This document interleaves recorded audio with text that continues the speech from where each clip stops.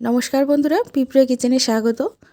ফুটন্ত গরম দুধের ভিতরে 1 বাটি ময়দা দিয়ে দারুণ স্বাদের এই মিষ্টি রেসিপিটি যে কেউ কিন্তু তৈরি করতে পারবে, আর খেতে কিন্তু এটা দারুণ লাগবে। তো চলুন কীভাবে তৈরি করা যায় সেটাই দেখে নিই।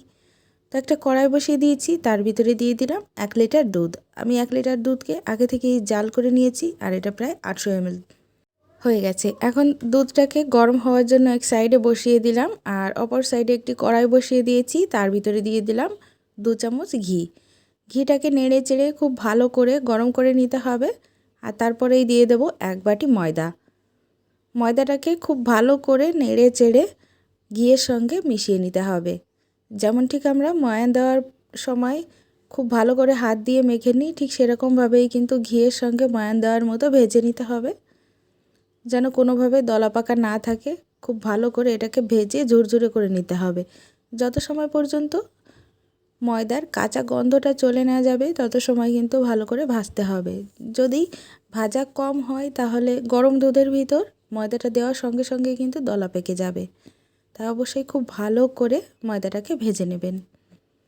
দুধটাও দেখুন গরম হয়ে গেছে। এখন এর ভিতরে দিয়ে দিলাম 1/3 কাপ চিনি।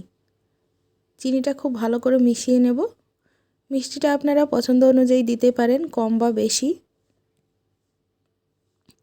চিনিটা গলে যাওয়ার পর এখানে অ্যাড করে দিচ্ছি ভেজে রাখা ময়দা। ময়দাটা দেওয়ার পর খুব ভালো করে নেড়ে চেড়ে মিশিয়ে নিতে হবে। ময়দা ভাজা কম থাকলে অবশ্যই দলা পেকে যাবে, তাই ময়দাটাকে খুব ভালো করে ভেজে নেবেন। কিছু সময় স্প্যাচুলা দিয়ে নেড়ে চেড়ে নিলাম, তারপরে একটি গোল চামচ দিয়ে খুব ভালো করে এরকম নেড়ে নিতে হবে।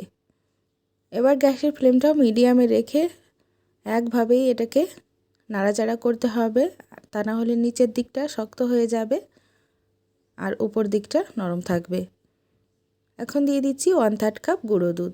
গুঁড়ো দুধটা দিলে মিষ্টিটা খেতে কিন্তু দুর্দান্ত হবে। দুধটাকেও খুব ভালো করে মিশিয়ে নেব, আর এই সময় অবশ্যই গ্যাসের ফ্লেমটা মিডিয়ামে রাখবেন, তা না হলে কিন্তু মিষ্টিটা খুব ভালো করে তৈরি হবে না। সামান্য একটু এলাচ গুঁড়োও দিয়ে দিলাম ফ্লেভারের জন্য। যখন দেখতে পাবেন বেশ মাখো মাখো হয়ে গেছে তখনই কিন্তু এলাচ গুঁড়োটা দিতে হবে, তাহলে ফ্লেভারটা থেকে যাবে। আগে থেকেই এলাচ দানা দিয়ে দিলে সেন্টটা থাকে না। দেখুন অনেকটাই কিন্তু গাঢ় হয়ে গেছে। এরকম গাঢ় হয়ে যাওয়ার পর এর ভিতরে 1 চামচ আমি এখানে ঘি অ্যাড করে দিলাম।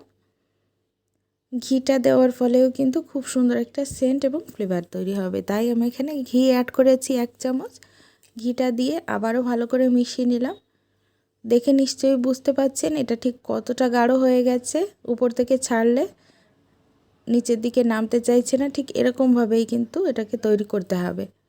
এখন এটাকে নামিয়ে নেব। নামিয়ে নেওয়ার জন্য একটি প্লেটের ভিতর ভালো করে ঘি লাগিয়ে নিয়েছি, যাতে প্লেটে কোনোভাবেই লেগে না যায়। সেজন্য একটুখানি ঘি, তা না হলে একটুখানি তেল ভালো করে ব্রাশ করে নেবেন।